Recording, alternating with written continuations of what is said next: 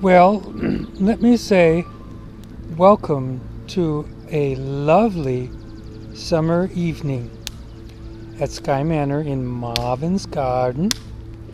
And the only thing is, it isn't summer. It's May. And in fact, this is the May garden video. And it's a delightful day.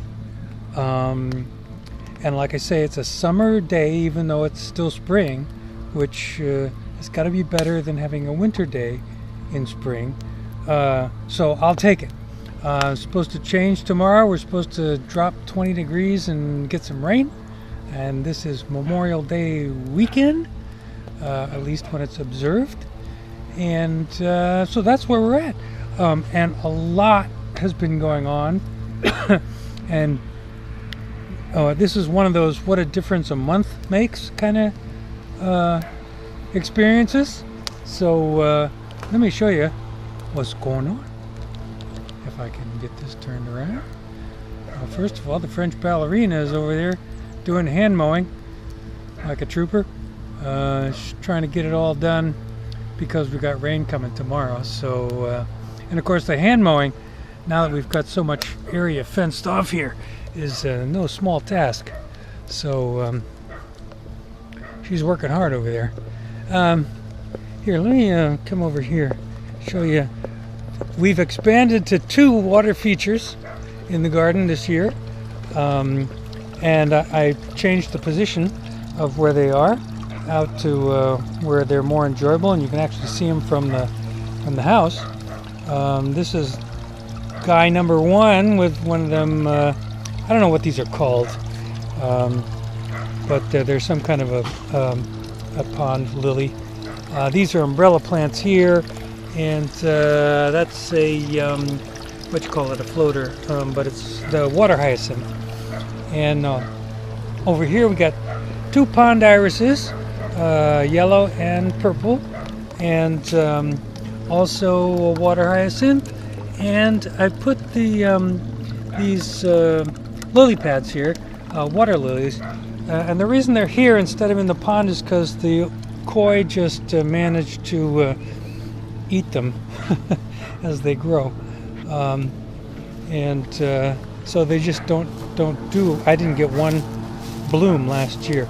Here's another recent project. This area, the garden entrance, was just turning into a mud puddle here with all the rain we had. So I decided to come in here and raise it up a little bit and put down some gravel and some stepping stones, so hopefully that'll keep it from turning into to mud. Much better, right, Jesse?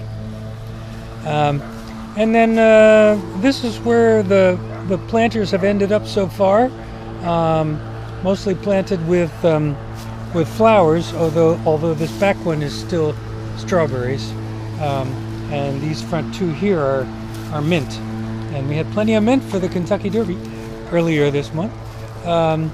These are all flowers from seed, and then we've got some flowers that came up naturally that we planted here, and a few petunias in this area.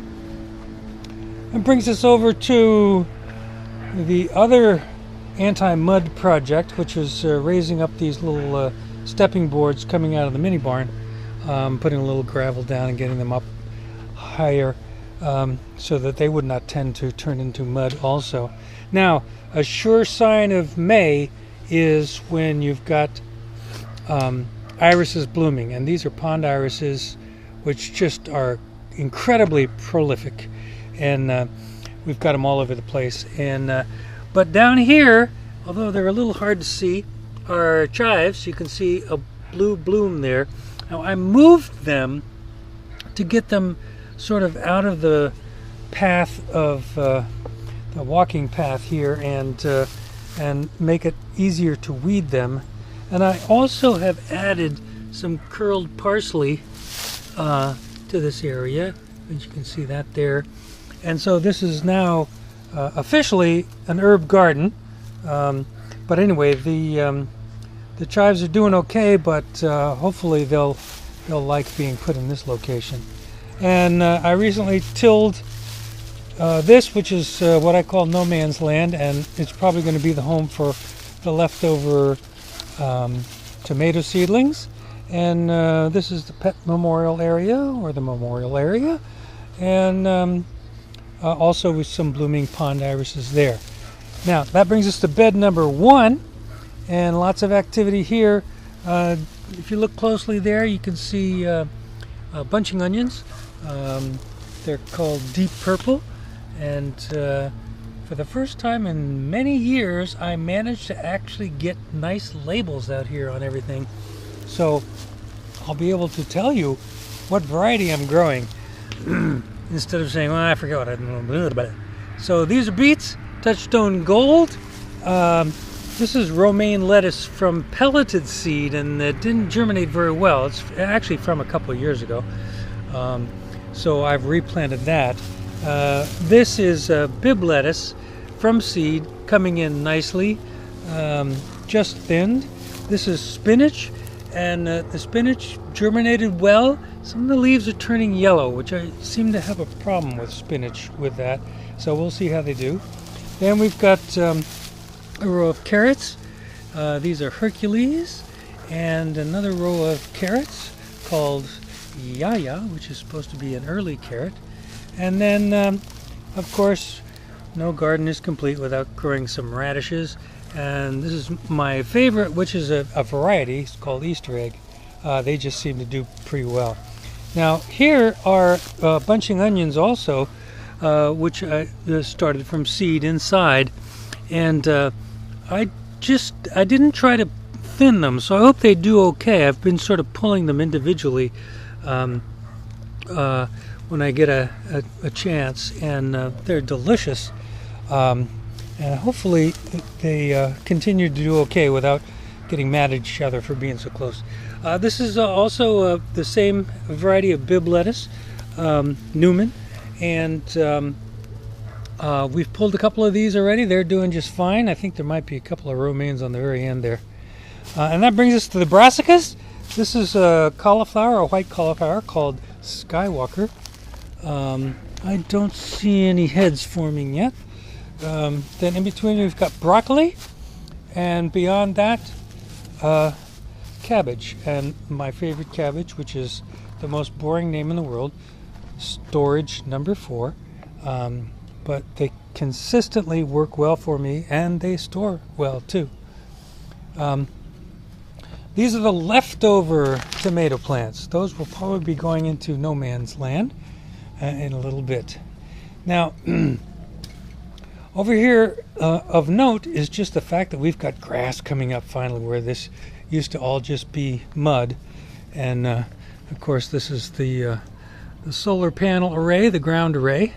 And those guys have been cranking over the last few days because we've had lots of sunshine, and they've been running pretty good. Frankie figures several times that he's gotten something cornered in here in the wood. Could be a chipmunk, could be even a frog. He likes hunting frogs, but he's going crazy a little bit later, so I'm sure he got the scent of something. Okay, so that brings us to the either the newly repositioned or new beds. In this case, these are repositioned beds. This, since I'm not growing any potatoes this year because I'm trying to cut back on carby vegetables, this entire bed is onions, and this end is Patterson, which is a storage yellow onion.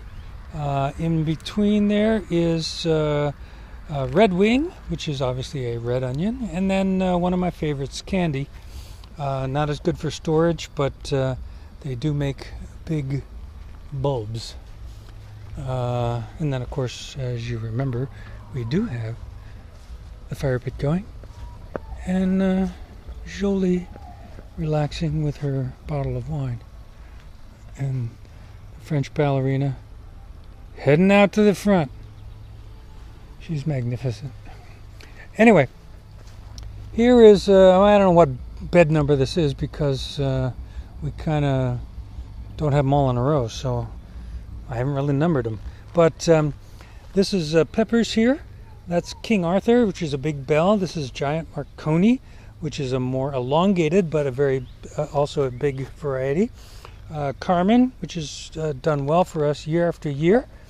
And then that brings us to the tomatoes. This is Balsino, or Balsino, I'm not sure how it's pronounced. Supposed to be a pretty big variety. Valentine, which is a grape tomato. Damsel, which I think is kind of a mid-size, but I'm not sure. And then, of course, Juliet. We cannot grow tomatoes unless we grow Juliets. So then on to the next bed here. This is peppers. Jalapeno fooled you. And also I had some problems with some of my seedlings, so I bought some seedlings, and that's a mild jalapeno to kind of continue the theme. And this is just a mixed row of peppers. Then we've got eggplants, and Galine is the variety here.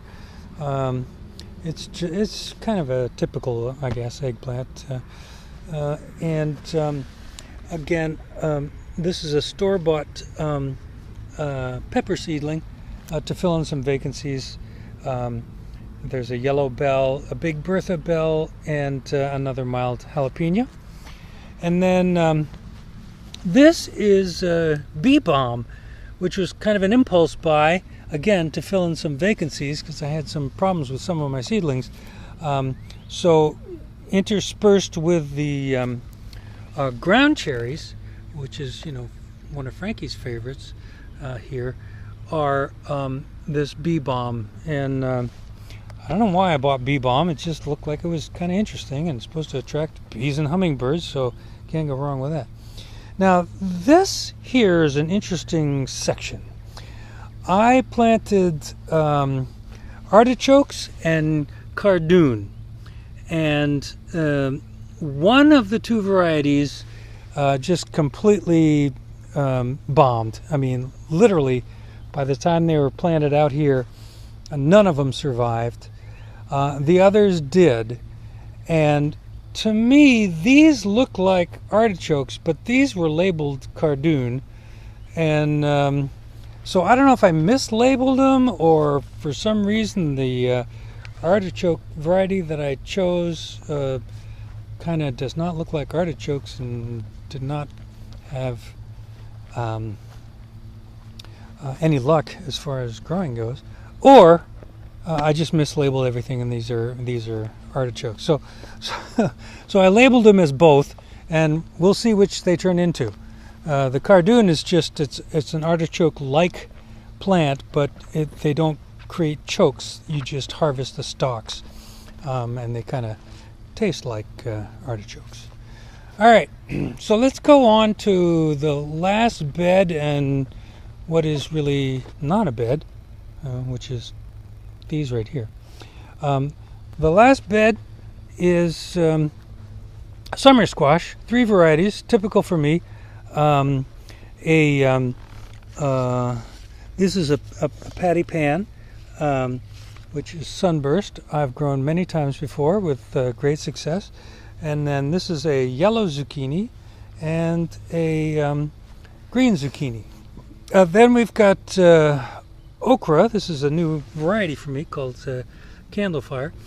And they seem to be doing pretty well. In fact, it looks like we've got a couple that are getting ready to bloom. So that's pretty good. And then these 3 rows here are bush limas. We've got so many other green beans from last year that I decided I was just going to do limas this year, because I usually don't get very much when it comes to a yield. And so I figured maybe if I just grow a bunch of them, that'll help. Anyway, these are supposed to be bush 242s, but some of them kind of look like they're vining, so they might need some support. And then I've got 2 varieties of lima pole beans. Christmas, which I've had some success with in the past, and King of the Garden, which you probably can't read over there, but they are starting to climb the trellises already, so that's a good sign. Now, also I'm going to be cutting in some drone footage, because I did take some earlier today, and hopefully that will really accentuate how much of a difference between last month and this month there is, with so much greenery happening, and of course all the beds being planted.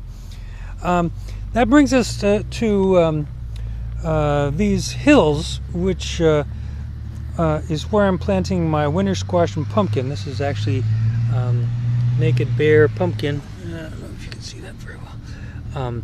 Which is basically pumpkins, and you're harvesting the seeds, not the fruit itself.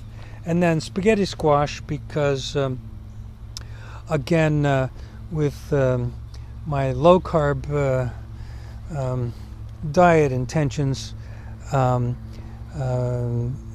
using spaghetti squash or summer squash, going through a what you call it? I can't remember the name of it, but it makes noodles out of the summer squash, and it's the replacement for high carb pasta. Jessie's over there in with the onions, sniffing around, but she usually doesn't do much damage. There's a nice shot of the solar array here as the sun's going down. I don't know if you can see Franklin over there on the left-hand corner. He's going after whatever it is that he thinks he's got cornered. Still haven't done my my gate project yet. That comes next. But let's go out to the external bed, which is a lot closer to the garden perimeter than it used to be. And you can see, although they may not be totally, absolutely straight, as in they're not, the corn is planted and coming up. And we're doing 3 varieties this year now. I said I was trying to not do starchy, carby vegetables, but I cannot not grow corn. So what we're doing here is we're growing a miniature popcorn, and we're growing a dry blue corn, and we're also growing a dry colored corn, Indian corn, if you will, if it's not politically incorrect to call it that, which it probably is these days. But anyway, so I probably will make an exemption to my diet and for consuming popcorn, but I'm not going to grow sweet corn. And what we'll probably do with the Indian corn and the blue corn, if it does well, we'll either give it to a food bank, or maybe we'll try grinding the blue corn and see if Anita wants to try her hand at making actually blue corn chips from scratch, which would be kind of interesting. And she can eat them anyway. Golly, is there anything else I need to show you? We've harvested some asparagus from off the back deck, and maybe a couple, 3 servings, which we have holding in the refrigerator right now, and we'll enjoy later. We've let some others go ahead and grow up. It's too early to know if we're going to get anything out of our fruit trees, so we're not going to go take a look at them.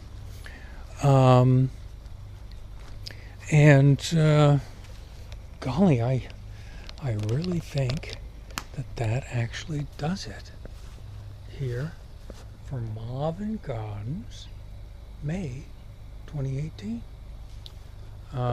Like I say, a lovely day. May is typically the busiest month outside here at the manor, and this May is no exception.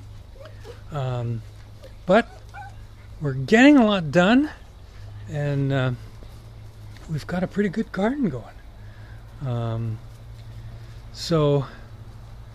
as the sun goes down and we get ready to enjoy sipping a little wine and bubbles around the fire once Vanina gets done with the mowing. That's going to do it. And so hope you guys are having a great spring. Hope you're getting good weather, at least enough of it to enjoy it. Looks like the weather's going to be iffy tomorrow, but it's going to be only cloudy on Monday. And we're having some of the Yakko family over to celebrate a little bit. So if the rain holds off, that'll be good. And so if you all are celebrating with family or without family for Memorial Day, hope you have a great one, and hope you kick off your summer in a wonderful way. And we'll see you next month in June. And typically what I say about June is that's when all your thoughts and ideas about a garden actually really turn into a real live garden. And from the looks of things around here, it's going to be no exception this year. So we'll see you next month in June. This is Marvin Gardens, May 2018. See you next month. Bye, y'all.